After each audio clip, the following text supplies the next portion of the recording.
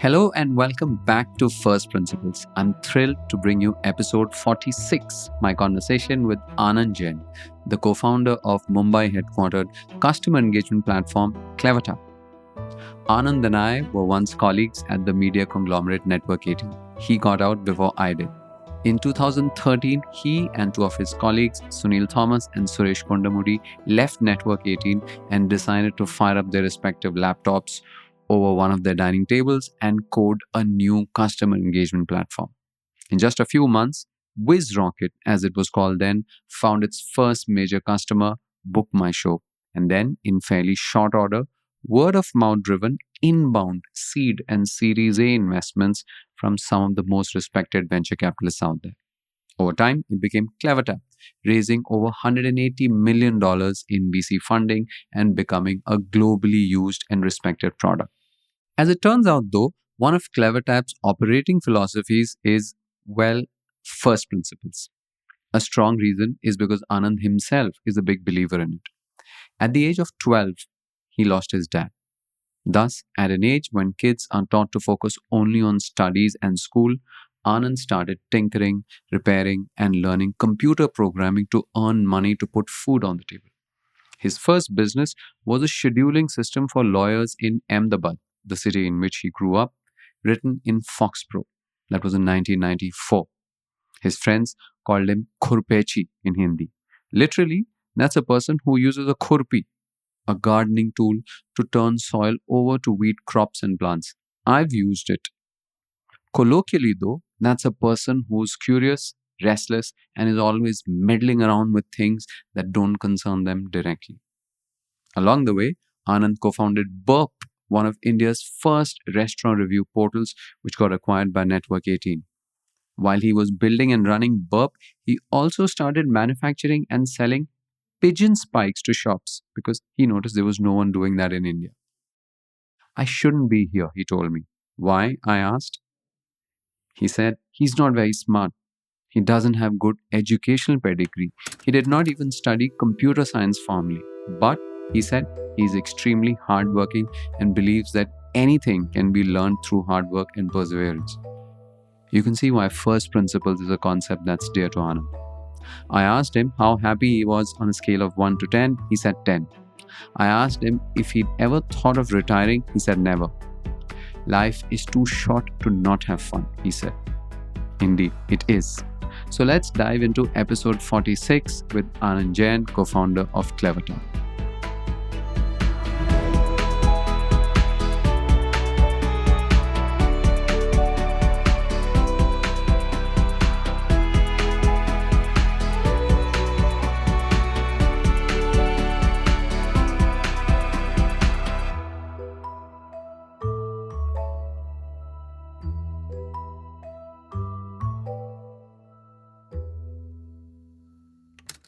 You've been a individual contributor / engineer, you've been a founder, you sold your company to a large media company, then you became an executive there, then you quit that and you became a founder again. So you've kind of moved across these roles, right?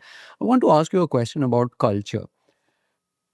When you folks left Network 18, now media companies, especially large media companies, have their own culture. Yes. Right? Even though I would argue that Network 18's culture back then, because I was also part of it, was somewhat different from the other default media cultures in India. Did the three of you and you have any thoughts on what kind of culture you wanted in your, new organization? Maybe not in the first few months, because at that point you're just coding, you're building your product. But as you got to 10 people, 20 people, etc., when was the first time you started feeling that we need, this is our culture, or we need to think about what our culture will be? Yeah. So, I was telling you this, right? That in my first thought was to solve user engagement and, marketing technology for Network 18, right? And when I told them the timeline for that, it's going to take 2 years for us to build this right proper, the management told me that there is no appetite for this. Thank you very much. Just keep the websites running, add features, and we'll call it good. A few months later, I was also asked to write a innovation report. Like, what have you innovated this month? And I see a broad smile on your face, but you don't innovate on a monthly level, right? I think one of the things when we started Clevertap was to be not very corporate, was to, and what do you mean by that? Like, it means not to be buttoned up, like, not to run things by proper rules and all that, right? Trust people a lot more. If someone came to me and said, like, hey, I have an idea and I want to do something, give them the breadth to do that, right? Give them the opportunity. Um, be a very, very good leader. Like, I have a very fine distinction in my, when I use the word leader or manager, right? To me, a leader, unfortunately, you can't be appointed a leader. A leader becomes a leader because someone says, oh, I want to be like that person. Like, I want to be behaviorally or as smart as that person or eloquent or whatever it is, right? I want to emulate that person, right? Whatever space. Managers are appointed, like, someone says, okay, you group of 5 people, meet your new manager. We've hired him yesterday, as of yesterday, and this person is your manager.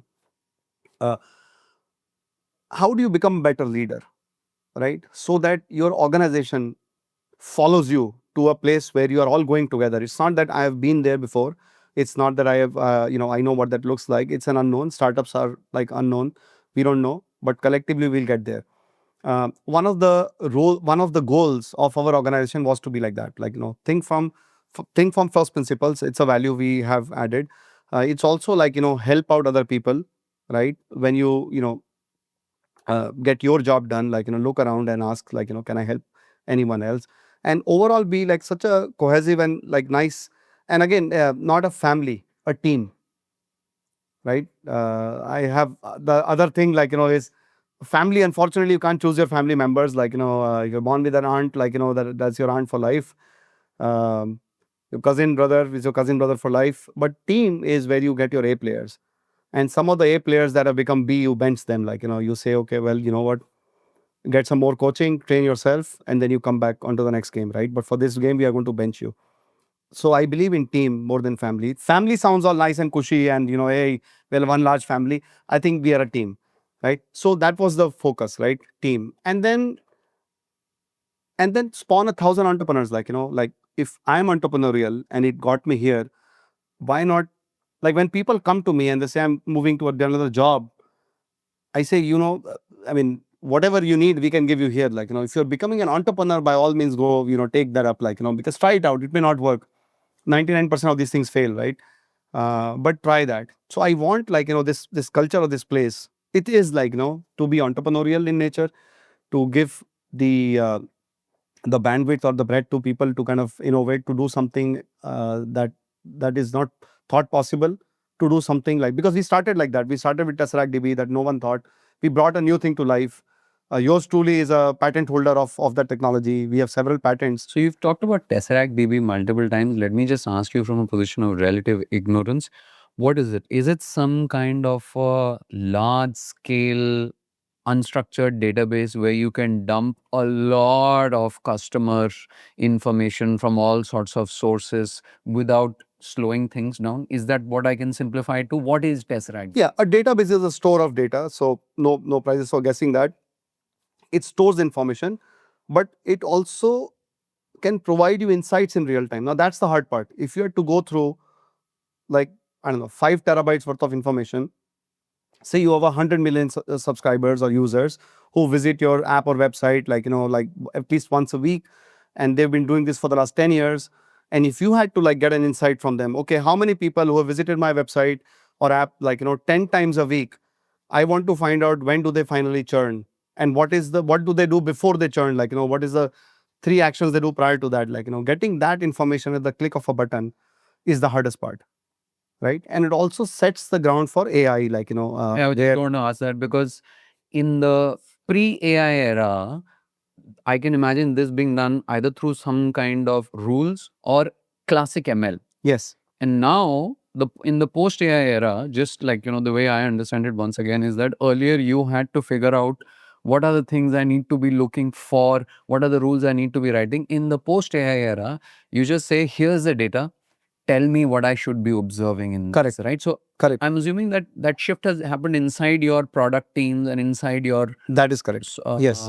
business as well. Yes, last few months we've been busy on this, building the future of MarTech, as we call it, where you say that, instead of like, what if I have like AI, can AI help me strategize? Can it show me blind spots? I'll try to give an example. Sorry to interrupt you. I'll try to give an example from the other side as a customer, potential customer, right?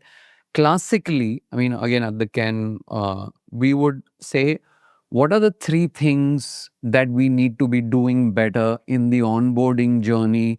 And then you would hypothesize on those. You would say, well, they must install the app, they must read story. And then you would test that hypothesis and say, is this really happening, etc. Correct. And in the post AI world, you just say, here are whatever, let's say 10,000 users and their data.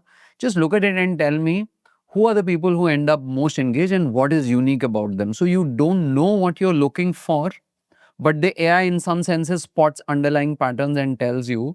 So that is that, like, I mean, and that's really very empowering and also sort of confusing because you're trying to look for something which you don't know exists. It's exactly how AI is exactly like how a human brain works, right? If you're put in an unknown situation, for example, you came into this office for the first time, but it was not that you said, oh, this, I have no idea how to operate this door or how to talk to the security guard in this office or other people that I've never met ever. Like, you come and you adapt and you adjust Pattern recognition. and you can react to that. Yes.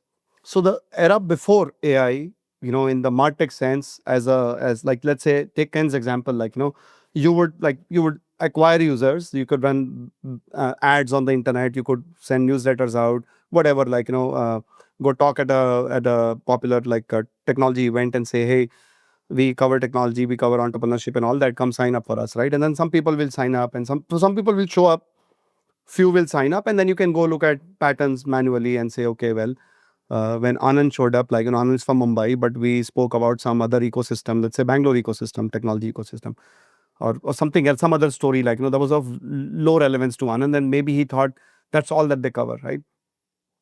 Okay, so in the post or the AI world, how it would happen is that AI would learn like a human brain. It would figure out, like, okay, well, Anand is from Mumbai, so maybe let's, even if a story is 2 years old, maybe add that to the list of things that must, read. Mumbai tech ecosystem ready to now claim its whatever crown, right? Maybe that story you wrote, like, a few years ago, right? Or maybe for his age group or for his pattern or the way he scrolled on my website or my app, this is what we should serve, right? So it continuously learns and adapts. And if I did not care about that, let's say I scrolled past it, it would show me something that it thinks is relevant and learns from all of that. So it's a continuous, we call this the decisioning engine, where the decision is a one-time thing, like, but the decisioning means continuous evaluation. So reinforcement learning is what it's called. And through reinforcement learning, it continuously observes and learns, like, okay, so, this set of people. It makes an assumption about you, and then the next person who comes in perhaps doesn't fit into that assumption. So it relearns again something about it and it changes its... Correct. And you'll be surprised that the assumption is actually backed by solid data of people that came before you. Right. Right. And I think that's the biggest shift. Earlier, you had to have the assumption first and then test it. Now it's sort of reversed, where you have all the data before you and it can tell you this is, like you said, it's already worked. And that's where Tesseract DB comes in. Since it's our database and we have all this customer behavioral data, very, very granular, we can actually, when a new visitor shows up on your app or your website, we can instantly kind of, based on what they've done, maybe one click also, one scroll, we know exactly where to slot them and what to do with it. Got it. Interesting. Again, I'm switching back to you. You've switched through multiple roles in your career.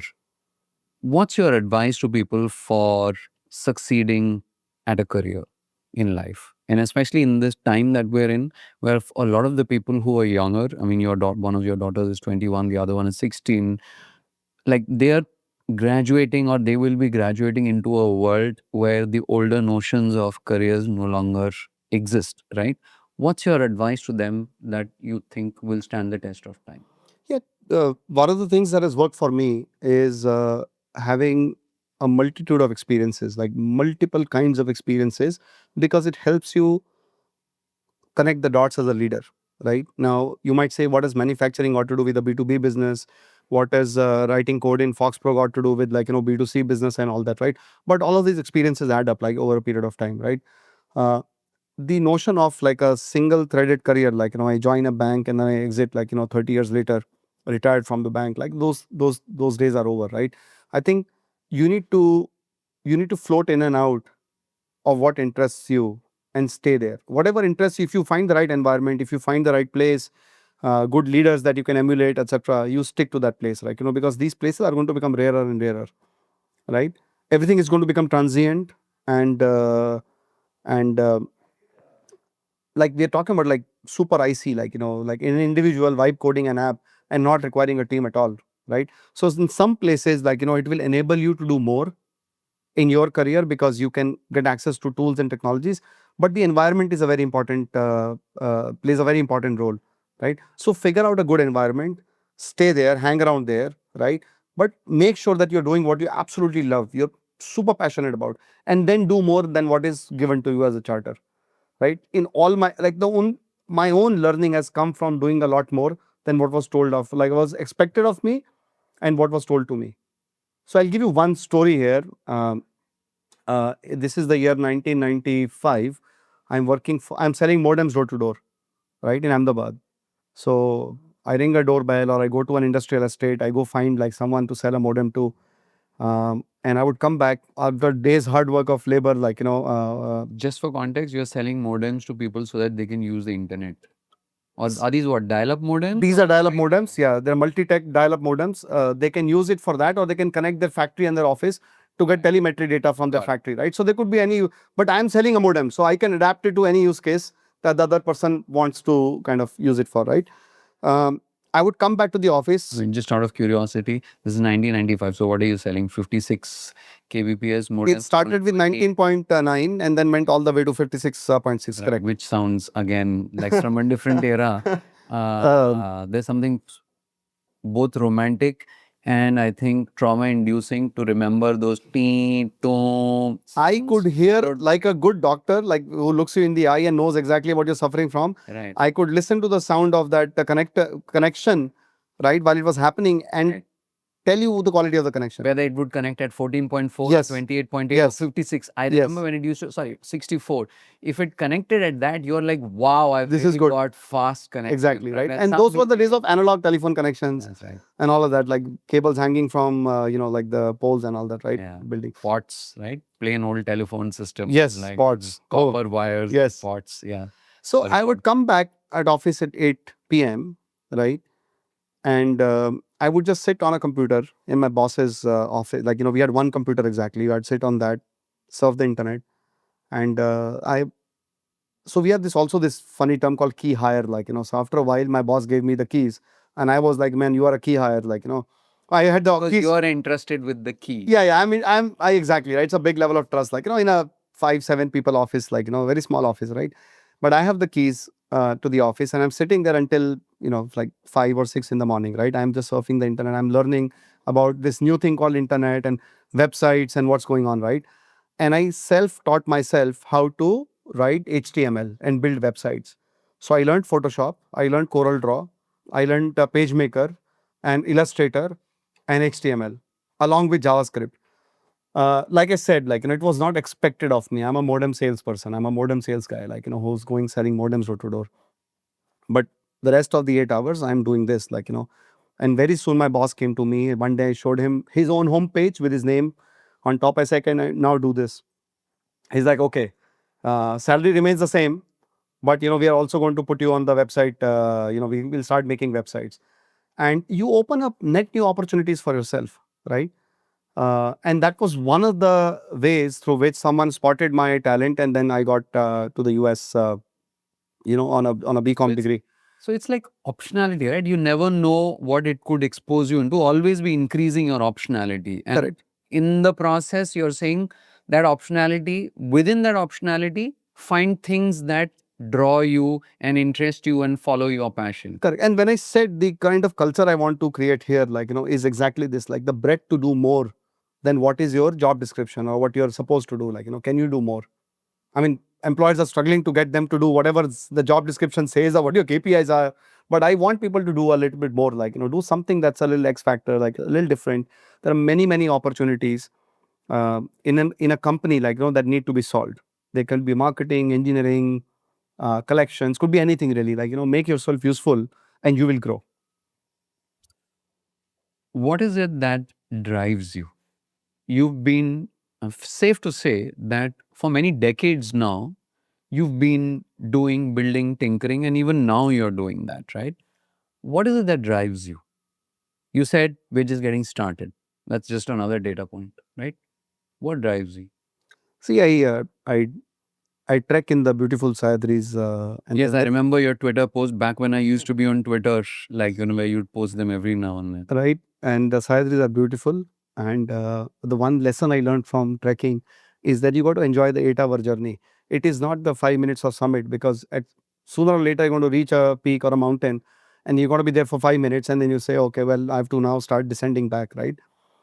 It's much better to enjoy those 8 hours than the 15 minutes on the peak, right? So to me, uh, my personal philosophy is that there's a lot that needs to be done. Like, I don't know. I think I understand technology a lot, right?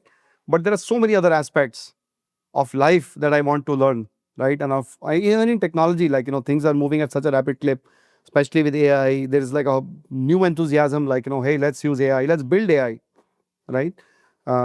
So to me, there is always something or the other that, the carrot is a little farther than where I want to be. And the moment I reach there, there's something more that comes up. Like, that's been going on for the last 30 years of my life.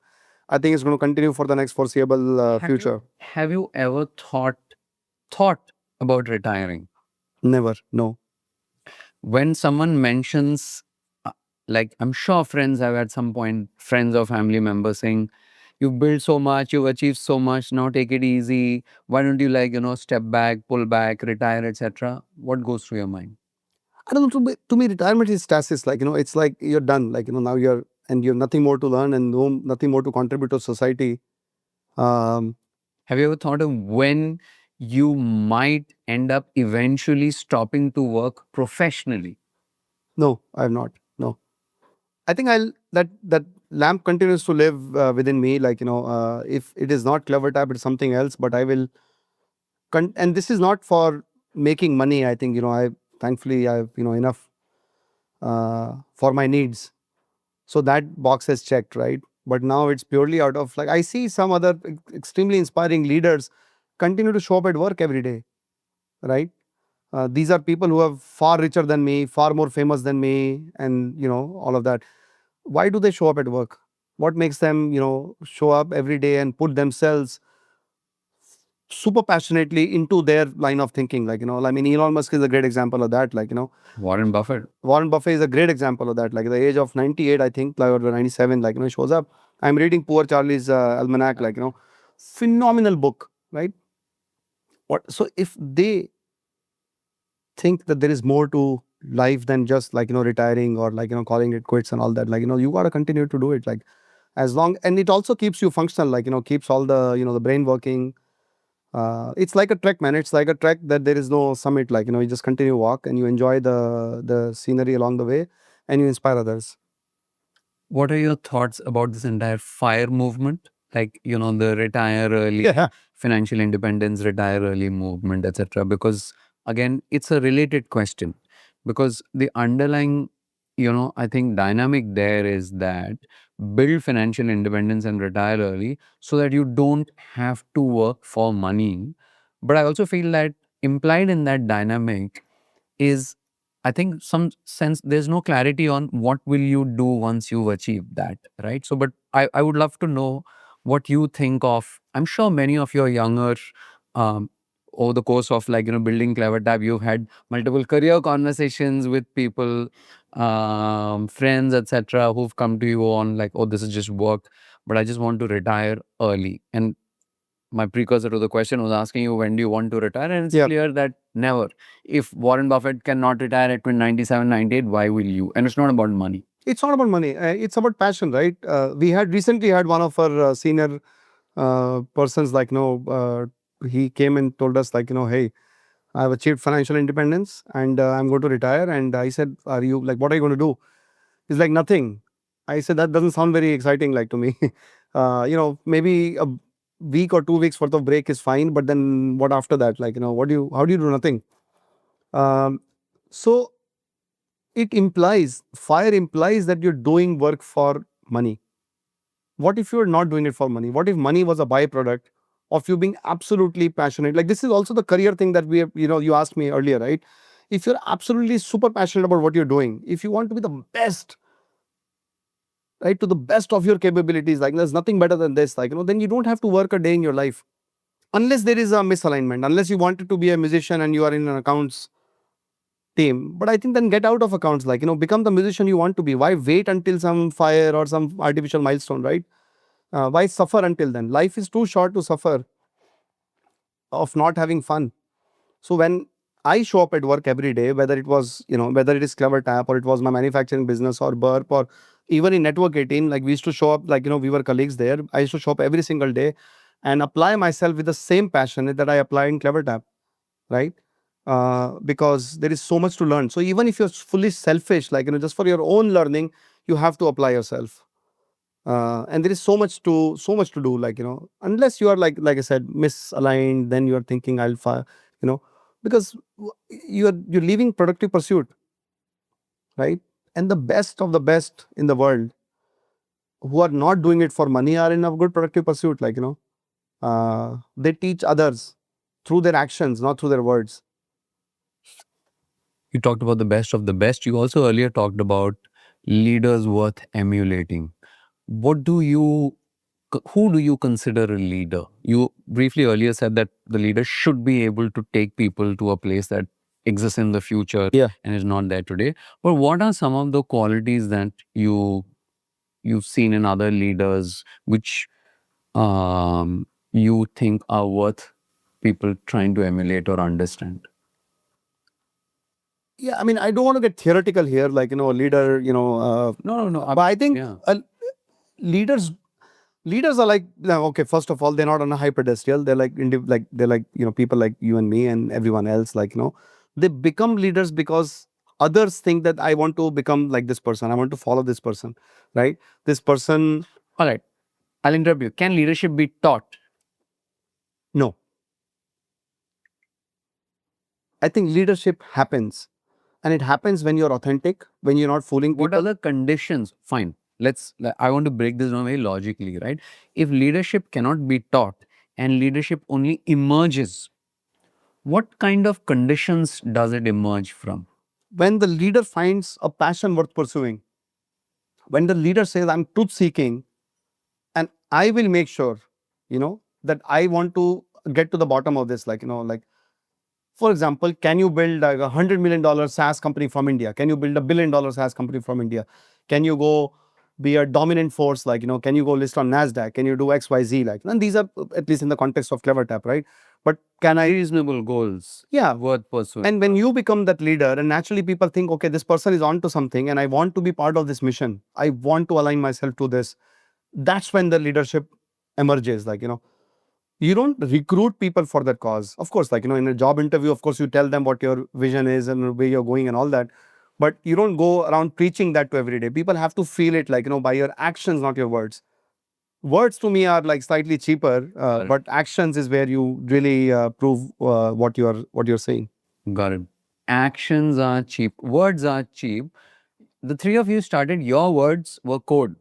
Yes. Right? Like at the end, we like to compare ourselves and say our code is words. Yes. Because most of us, Yes. like, write in prose. For you folks, it was code. Correct. At what point did you stop writing code? Actually, I've reduced writing code. I run marketing in Clevertap these days until about 3 months ago. Well, 5 months ago, I used to be the CPO, like Chief Product Officer of Clevertap. I still write code, but like side code, like, as in like it's not going into production. Have you tried writing code with AI assistants or copilots? No, not yet. No. What holds you back? No, nothing. I mean, I know it can be done and, it'll be faster. I don't have a problem with solving. I can give it Fibonacci series and I will write it. But there is some project that I'm working on the side, which will require a little bit of coding. So instead of trying to take up an engineer's time, I will code it myself with AI. Got it. Interesting. So you haven't stopped coding. What about your other co-founders? I think Sunil has. Sunil is the CEO. He has. Suresh still writes code. He writes code. He's in the trenches with the engineers. He debugs it. So inspiring leader because actions like like that. The three of you are also co-founders. You started the company in 2013. We're in 2025. It's 12 years.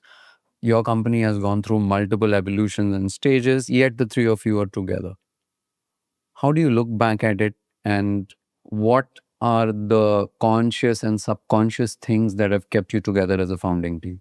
I think one is not very common that over a 12-year journey, because people do. I mean, I'm not saying that they always fight and leave, but at some point somebody zones out, maybe is like, given it enough, something else comes up. But that hasn't happened with the three of you. What's behind it? I think having like an amazing alignment on the vision of the company, right? Now it's all sounds very cliched and fancy, like, but I truly mean it. Like, from the days where we were just writing code to what it has become now, we are super aligned on the vision, like where we want to go, right? Number one. Number two, we believe that, I mean, we literally have a blind trust, all three of us, like, so it's never like, hey, how did you decide this? Like, it's in my realm or your realm. I think we've also worked as colleagues in the past, like, so we had like a shared history of 3-4 years of working together that helped us, like, gel and figure out that if like it was me, like, I went to Sunil and said, hey Sunil, let's start something, and we should take that Suresh also, he seems to be a smart engineer, and we should make him the third co-founder of Clevertap, right? So when you are working as colleagues, like, it gives you a little advantage when you start your startup with the same set of people, right? In the three of us, like, we can all be like, we're all past CTOs. We've run large teams. We have, done multiple things. I'm the wild card of the group. Like, I can run marketing. I can also do sales, possibly, like, also run product and engineering. The other two are kind of firmly, like, they know their roles. Like, Suresh is a technologist. Sunil's like, super experienced. He's C-level of a large public company. So we kind of know our respective areas where we can go. There is an extreme amount of trust, and it becomes harder because Sunil is in the US, right? So it's not even that we are hanging around every day, right? But that shared vision keeps us all bounded together, right? And then there are temporary hiccups, like, some things, some decisions may not have gone the right way, some bad hiring decisions, some customer decisions, and so on and so forth. That's all a parts and parcel of life, right? As long as you can look beyond that and say that, hey, we are going to be here for a long term, like maybe another 10 years, let's stick together, and together we can achieve a lot more than if there is a dissonance and fight and all that. By the way, having said that, we fight a lot. I think that's absolutely healthy. If everything was nice and rosy, I would be very suspicious of what's happening. There's an analogy to the demanding customers, a good thing, right? Because demanding customers are good. customers are not demanding, then you stagnate. And if founding teams don't occasionally fight, then there's obviously not more than occasionally, because you're fighting for your viewpoint, like, and let the best viewpoint win rather than let the CEO win or the co-founder because he said so. And that's also true in team situations. When I'm working with my marketing team, let the best idea win versus whether it came from Anand or not. So I think as a philosophy, you have to keep yourself grounded and you have to think for the greater good. Right. How many people are there at Clevertap today? About 600. When the three of you started, there were just the three of you, right? So the work is getting split between the three of you. Whatever needs to be done gets done. At some point, you became 10. At some point, you became 100. Today, you are 600. How has the way you've thought about your leadership and org development changed along the way? When did you decide it's now time to hire another person to do this because the three of us can't do it, or it's time to, like, because that's one of the key parts of growing a business, and you've grown tremendously, right? So how has your org structure and leadership building views evolved over time? Great question. I will answer it as honestly as possible. One, we've always had imposter syndrome, like, hey, do we even know how to run this company, right? Were we lucky when we got all the rounds of funding, like, because we were able to paint a technology vision of why our technology is the best today, and it will also be like, it's a compounding kind of advantage, like, that over a period of years, as more and more data generates, blah blah, we'll be able to hold on to the technology leadership position. Converting that to a business is where things get a little tricky. Like, okay, so we are the best in the best, world class, we have patents, we have this novel technology, we can do this, that. How do we sell to customers? What is the price? How do we service those customers? Do we go meet them? Do we do it on Zoom? Like, should we expand in, I don't know, like Singapore or Sri Lanka or Southeast Asia, or South America, in the US? Like, do we hire a person there? Should I move to the US? We don't know the answers, right? So in many ways, when we're talking about leaders, we like there is this 0 to 1 journey and 1 to 10 journey and 10 to 100 journey. Now, I'm sure you'll disagree when I say that Clevertap has completed or in some senses played it all. You'll say no, 10 to 100 is still ahead of us, right? Like all founders will always place themselves at 1 to 10 journey. But in the context of leaders, and this is something that other founders have also said, is that the person who's good at 0 to 1 may not be good at 1 to 10, may not be good at 1 to 100. Conversely, those who are really good at handling 10 to 100 scale may not be good at handling 1 to 10 scale, right? And that seems to be some of the insight that I'm deriving from your conversation about some of the leaders grew with us into new roles, performed them well, and then we brought in people from the outside to handle the next skill. And in some cases, they didn't work out. If you had to look back at the sum total, not any one particular individual, but at the sum total of all these learnings, what have you learned about what kind of leaders work at what stages of a company? A deep question. I would say that there are people who will acquire new skills, right? Those eventually become generalists because they are, you put them in marketing, they can do marketing. You put them in sales and so on and so forth, right? They'll do whatever is right for the company. They'll get into the role. No comms about titles and functions and all of that. And then there are some specialists, like, who want to go. In many cases, these people are learning from first principles because They're learning from first principles. with their own experience and background, they move into a new role. There is a certain amount of learning involved, as opposed to someone else who comes from the outside, but comes with experience in that domain.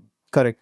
And most of the outside people have to be culturally adjusted to the company, right? Each brings their own kind of, I would not say baggage, but their own way of doing certain things. Worldview. Their own worldview, their own behaviors, their own cultural contexts, right? And when you rapidly hire at leadership, like, from the outside, now this is like assembling a team that has never played with each other before, and now you have to make sure that they all gel well and then they work. And right? you used a team analogy earlier as well, right? Yes. It's a sports team. It's a sports team. How do you do that, right? And it's very hard when you are geographically distributed, right? For example, in Clevertap, we have leaders in different parts of the world, each running, in some cases, regions, or in some cases, functions, right?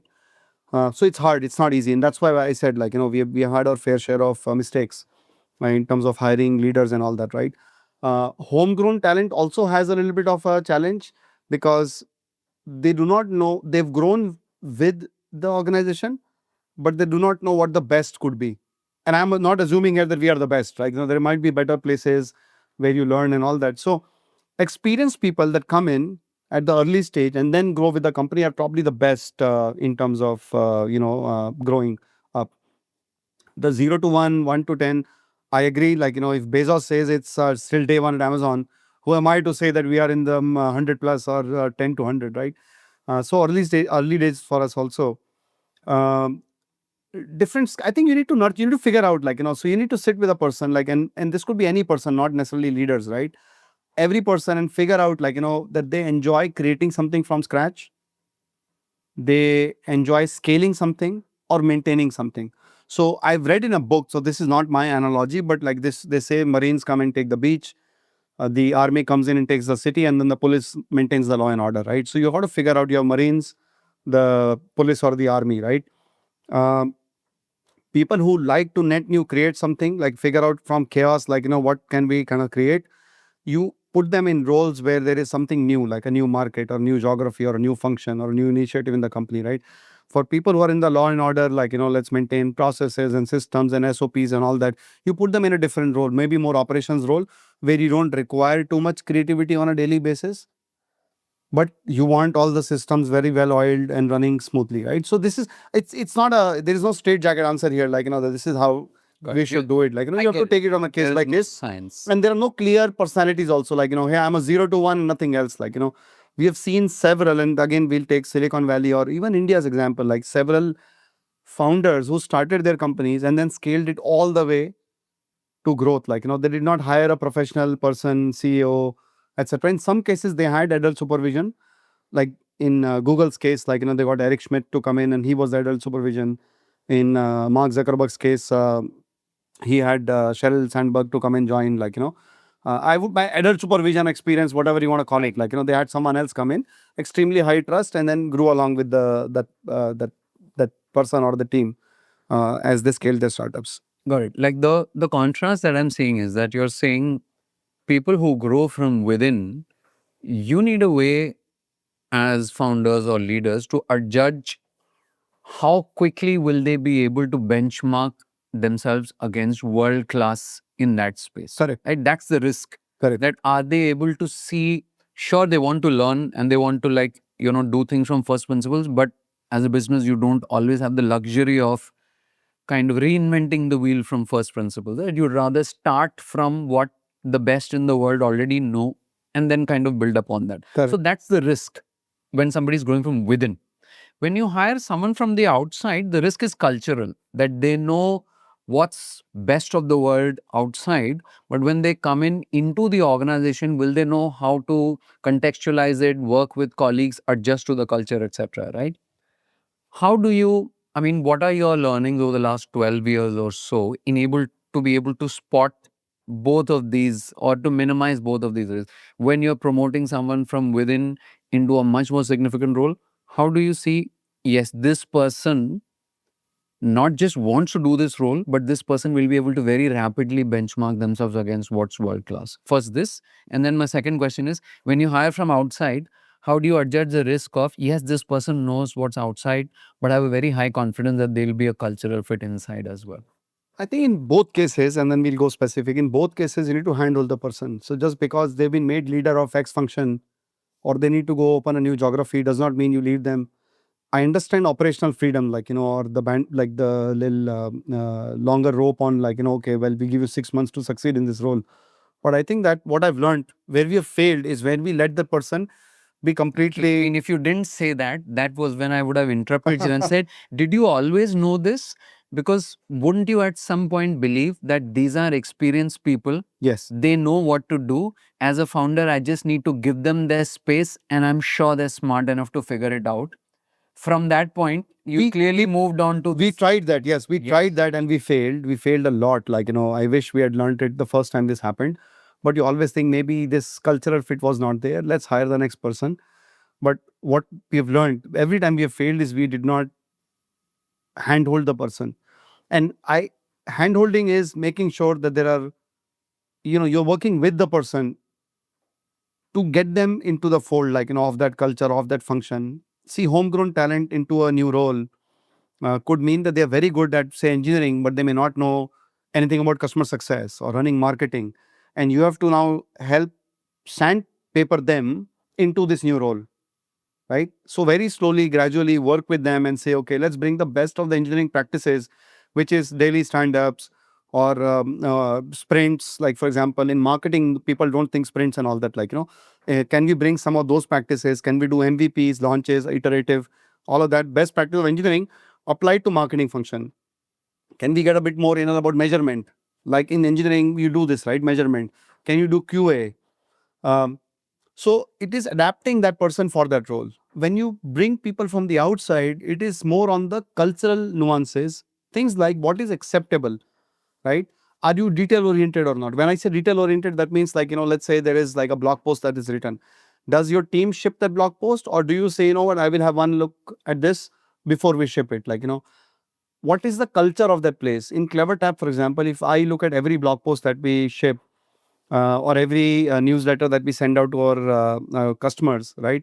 If I hire a replacement from the outside, maybe in the place where they come from, they don't do this, right? And it is not micromanaging. It is actually setting the expectation that I expect you to do it because your signature goes on on this newsletter, it says, your name, you better make sure that it is adhering to the standards.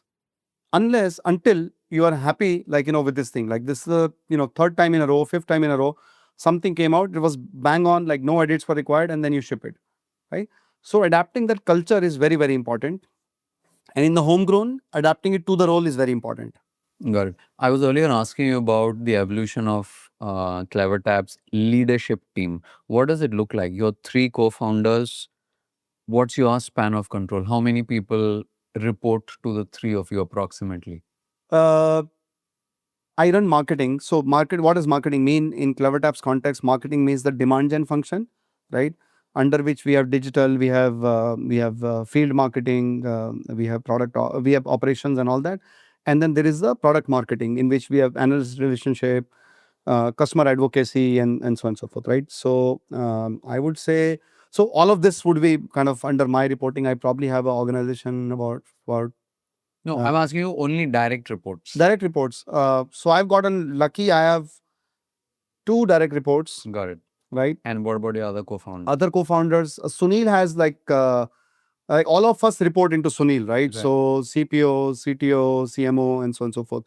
He would have about 7 or 8, if I remember correctly. And Suresh has a similar number of people, like probably 5 or 6.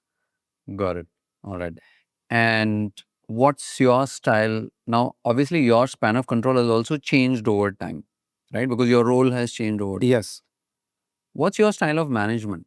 Are you a believer in one-to-one conversations, or are you one of those who are like, no one-to-ones, we'll do it in the open or whatever it is? Yeah, one-on-one for sure, like both good and bad.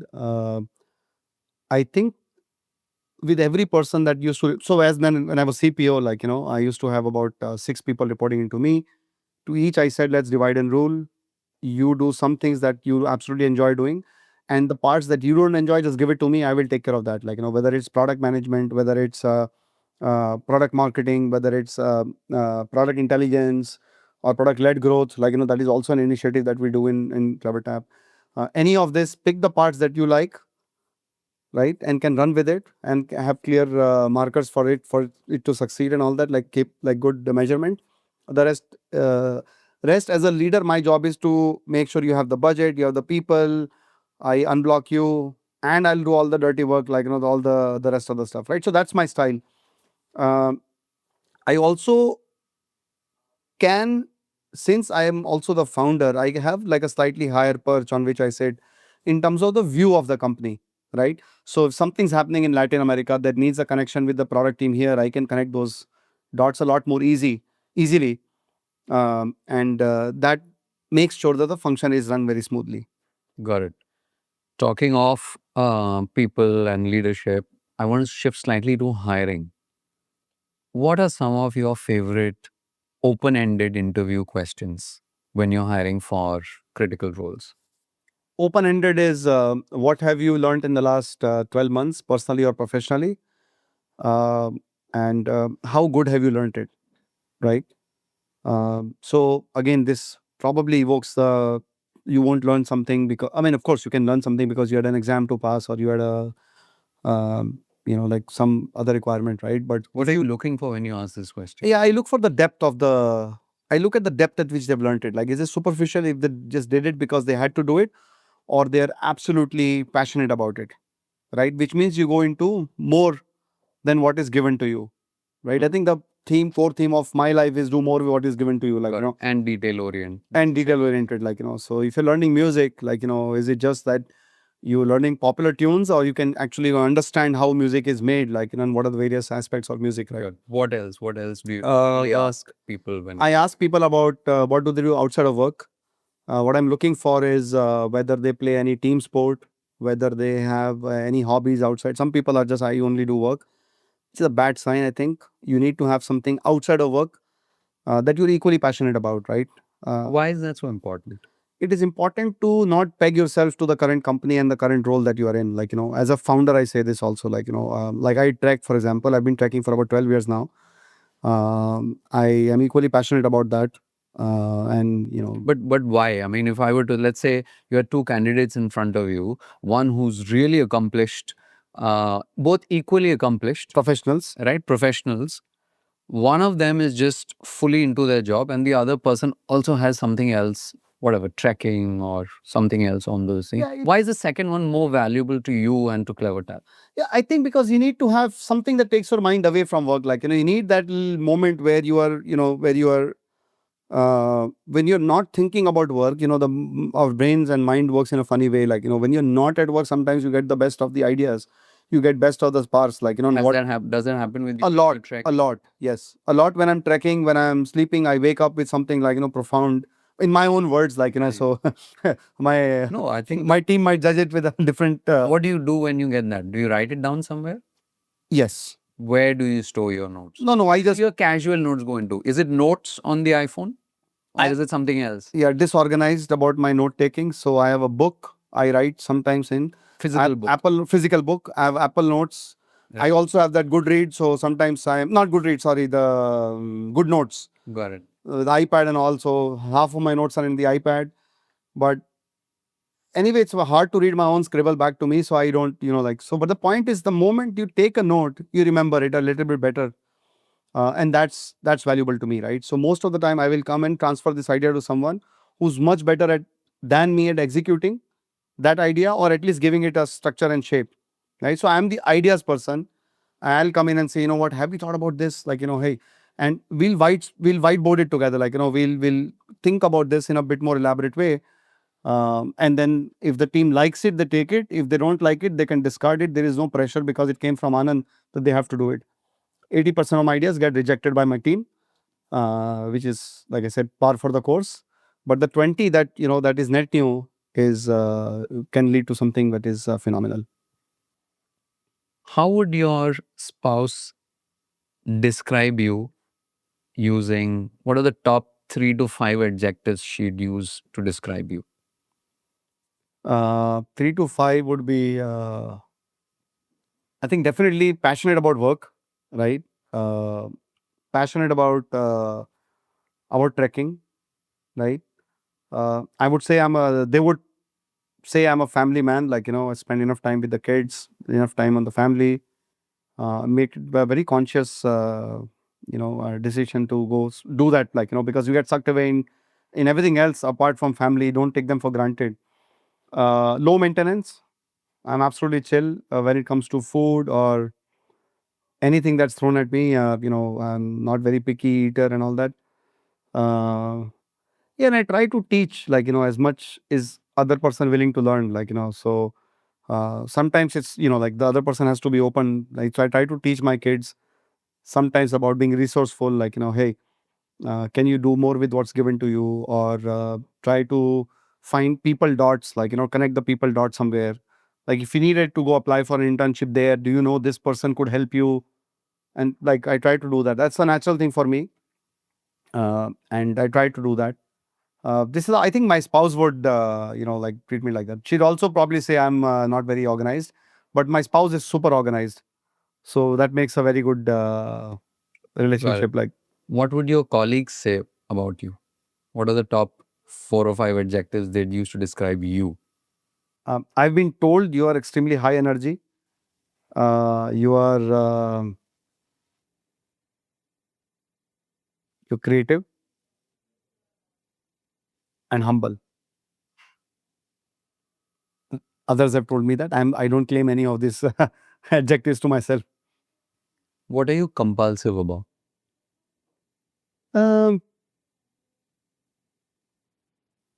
Execution. I think at some point of time, the vision and all of this is fine, but we need to execute on a daily basis, like, to get there, right? So it's the same thing as trekking, like, like, the way out is one step forward, right? So no matter whether you are in the Himalayas or in the Sahyadris, long trek, whether it's a 25-hour trek, 25-kilometer trek, sorry, or whether it's like a 5-day trek in the Himalayas, only way out is one step forward, like, so I think execution is a lot like that. It doesn't sound very grand, like, hey, we are only taking one step at a time, but if you do this meaningfully, like, for all the waking hours of the day, all the days of the week, like, you have made significant progress. So my current focus is execution, like, making sure we are making progress every single day. Got it. Are there phrases that you're known for? Pet phrases? Like in meetings, for instance, when you absolutely love something or don't love something, etc. Are there pet phrases that just people hear?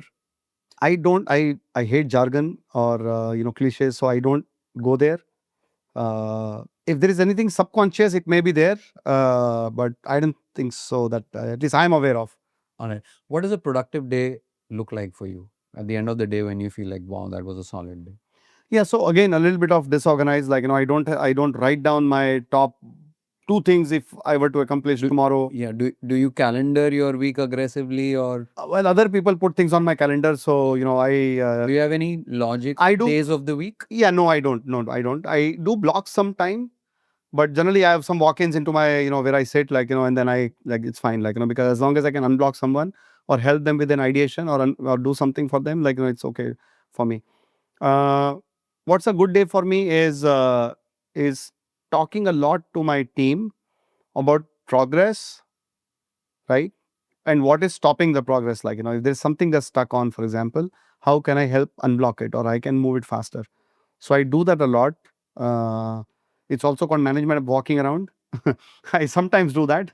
Although for teams that are not here in location, like I try to also be in touch with them regularly over Slack and Zoom and all that. Do you remember first or around the first time when you realized that you could no longer measure your progress based on the work that you do, the goals that you set for yourself, what you do with your time? Instead, it's about what everyone else wants to. Like, for example, you said unblocking, helping them figure out what to do. People come and put calendar appointments on your calendar, etc. So you're not even in control of your time. You don't have your own personal goals. Essentially, you're doing it for everyone else, right? Yeah. I'm sure it must have been a shift at some point because, especially if you're a hands-on founder, if you the three of you are writing code by yourself, you're used to everything is being created by us. To at some point you've shifted to, in that sense, nothing directly. You're not individual contributors. You're not directly contributing, but you're enabling others, right?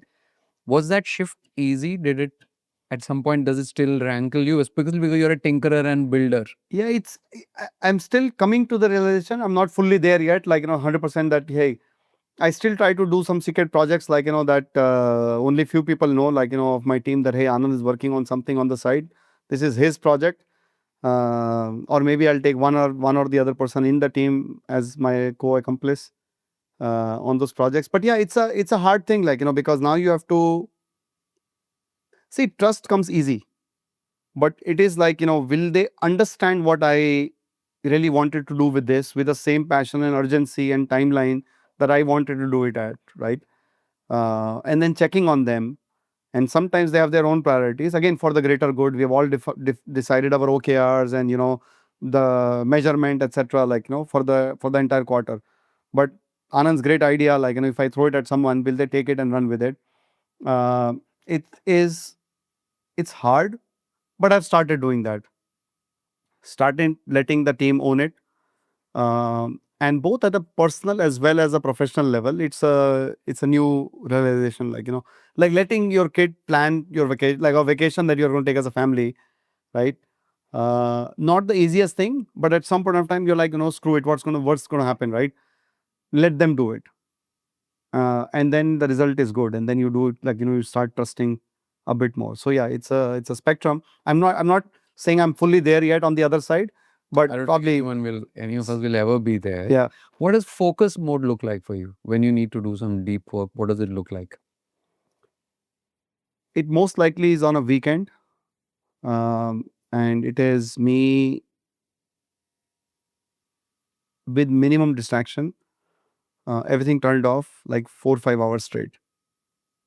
It could also mean reading a book that I really want to complete, like so I was last few weeks I was reading upon Patrick Lencioni's series of books, like Five Dysfunctions and Ideal Team Player and Temptation of CEO and so on and so forth, right?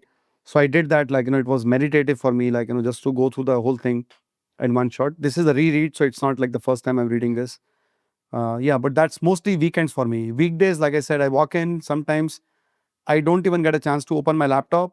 I have people coming in one by one on some big thing that they're working on. They want to show it off me, run it by me. They want to get some ideas. They want to whiteboard it some more. So Got it. my time is theirs in that sense. Got it. Speaking of books, when you read books, is it usually just going to your memory, or do you also take notes? I highlight. So I read. I have a mix of books? Kindle and physical books.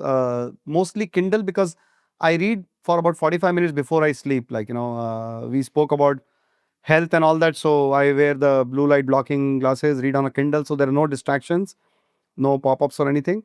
And that's my Ironic, because you're in the business of enabling better engagement via not but when someone's potentially sleeping. pop-ups. Not when someone's sleeping or about to sleep. I get that. So yeah, I do that. Physical books I absolutely love. So for every Kindle book, I also buy a physical book and I have it with me. At some point of time, after all this, I don't know when I probably won't retire, but I want to have a physical library, walk into it, pick up a book. Maybe that's just the old a romantic person. notion, but it's okay. Yeah. You all of us need Yeah. something to kind of look forward to as well, right? You spoke of 5 dysfunctions of a team and rereading it. What did you I mean, is there anything interesting from that book? It's a classic, of course. Correct. Is there anything interesting from it which you kind of appreciated again while reading it? I think who's your first team is a very interesting concept. It talks about trust and all of those things, right? But who is your first team? Is it as a management or as a leader of the company? There is a Clevertap leadership. Is that your first team, or your functional people are your first team? I think that's a very important thing. In the book, Patrick says that the first team is your leadership, and then your team comes second. That's something that I'm trying to get my handle on. I thought that my first team is my team, my marketing team these days, because they execute on the idea that wherever we want to go. So that was interesting. High trust with people that you've just hired, or you've in new roles and all that, especially when you don't have 100% visibility because they might be in a different location physically, is it's an acquired taste, I would say. You have to work towards making sure, because you have to have both the ends meet, right? So those were some of the interesting kind of things. Got it. What else do you do on your weekends? I read a lot. So I read about health and fitness, some topics. Of course, I listen to podcasts, but I'll give you 3 or 4 buckets. Actually, I was thinking about this, few days ago, maybe Sunday. What are my things? So health and fitness is one, music is the other. And music involves all sorts of music, right? Urdu and language is the third bucket, and fourth is technology. So what I read is, I love biographies and autobiographies, especially when the odds were stacked against some people, right? Even Charlie Munger, from where he started and where he ended, different things, reading the story of, I grew up reading, of improbable stories of Karsan Bhai of Nirma or Dhirubhai Ambani, because they were not literate, they were not by the traditional means, didn't go to fancy schools and all that, but they were able to create large business empires. Or Bill Gates, for that matter, because when he got into computing, it was like a hobby-ish thing, right? And to create a world's largest software company is super inspiring to me. So I get inspired by these kind of course, I have to adapt it to my own situation, but I got inspired by biographies and autobiographies. Is there something that you do that other people might find quirky? Hobbies, interests, etc., which is rare or not enough people do. You said Trekking in the monsoons, Yeah. people say, is it not slippery in the... I said, yeah, it is. Of course, it's rain. Oh, don't you get drenched? I said, yeah, it's a monsoon trek. Not quirky enough, but yeah, we do this. I still retain the child in me, so I don't... How do you come by trekking? You grew up in Ahmedabad, and you said you've been trekking for about 12 years now. 12 years, correct. What was the first time you So ended up? it happened in the US. Ahmedabad, because we grew up super poor, it was never about trekking. I mean, It was walking mostly because you can't even afford a bus ride, so you have to walk to places. Um, like someone said, like, you're money rich and money poor and time rich, right? So we had all the time in the world, no money, so we'd walk to places. Um, when I was in the US, I used to live right like about 2 miles away from Muir Woods. So I would go trekking in the Muir Woods once in a while. Yosemite was a favorite, like, so would go there. But it was not like a weekend kind of thing, like, it was once in a while. When I came back, a friend kind of said, like, hey, we are going to go trek. Would you want to join us? And believe it or not, there were 15 people who signed up. Only 3 showed up for the trek, right? Saturday treks are hard because you have to have a disciplined Friday. You have to not party, no debauchery, like, sleep on time, show up on a Saturday.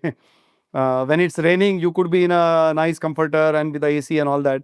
You have to get up and then you have to go climb a mountain. So it's a little hard. I think that's the only thing that's disciplined about me. Otherwise, I'm not known for my discipline. If you had to kind of explain your love of trekking to someone else who's never trekked before, how would you explain it? This is easy actually. This is, your body can take you to places, like, where money can't, like, so if you're out it's lush green in the hills and the mountains, right? There are water streams, there are waterfalls. The environment is absolute pure. They're not too crowded, so we can pick a trek where you don't have too many people. It's not crowded at all, and it's meditative. Like, you're trekking, and it reveals your true nature. Like, see, for 2 hours maybe you can pretend to be all fine, right?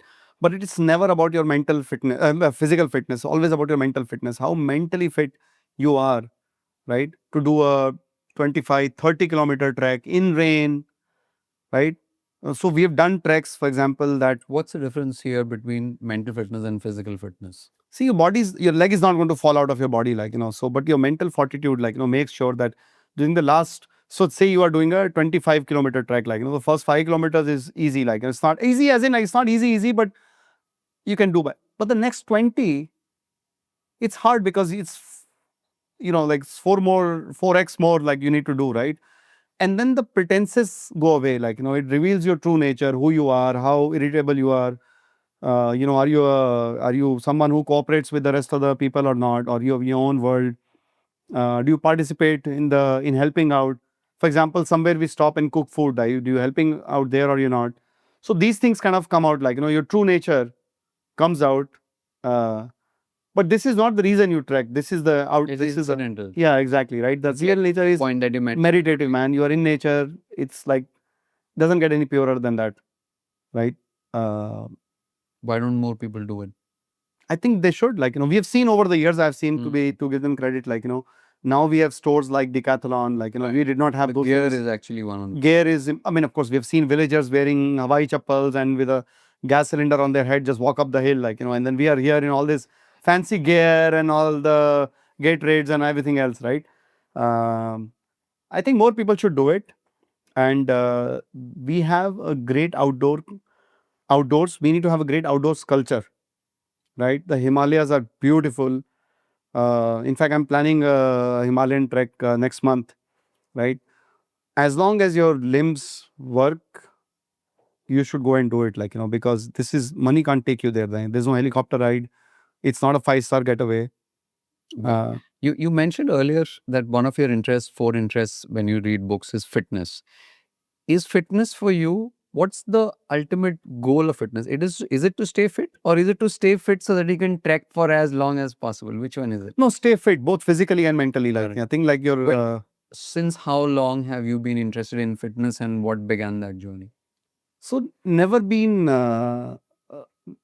joined the gym. I mean, maybe once I've joined the gym, but never attended it, like, except for day one, and then you're like done with the gym, right? But I've always been an outdoors person. I've never shied away from walking or even running, right? I was the captain of the basketball team in school.